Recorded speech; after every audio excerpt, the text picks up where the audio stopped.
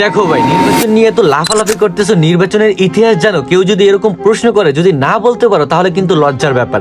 আমি বলি আমারটা মন দিয়ে শোনো ভাই। বাংলাদেশের নির্বাচন মানে শুধু ভোট না, এটা একটা ইতিহাস, সংগ্রামের ইতিহাস। 1970 সালে মানুষ ভোট দিল কিন্তু ক্ষমতা পেল না, আর সেখান থেকে শুরু হলো মুক্তিযুদ্ধ।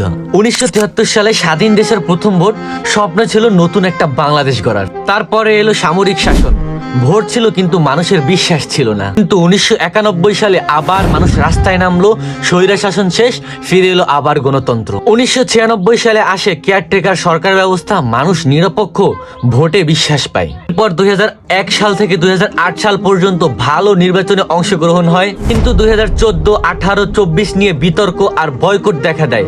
এই নির্বাচনগুলো ছিল যারা নিজেরা নির্বাচন করছে, কোনো বিরোধী দল ছিল না, কোনো প্রতিদ্বন্দ্বী ছিল না। আর সেই শাসনটার নামই ছিল হাসিনার স্বৈরাচারী শাসন, যেটা কিনা আমরা গণ-অভ্যুত্থানের মাধ্যমে সমাপ্ত করতে সক্ষম হয়েছি। তবুও একটা জিনিস বদলায়নি, বাংলার মানুষ ভোট দিতে চায়, নিজেদের অধিকার আদায় করতে চায়। কারণ ভোট শুধু কাগজ না, এটা একটা জাতির ভবিষ্যৎ। চেঞ্জ ইউর লাইফ, বি ওকে। আমাকে যারা ফলো করে না অবশ্যই কিন্তু ফলো করে যেতে ভুলবা না।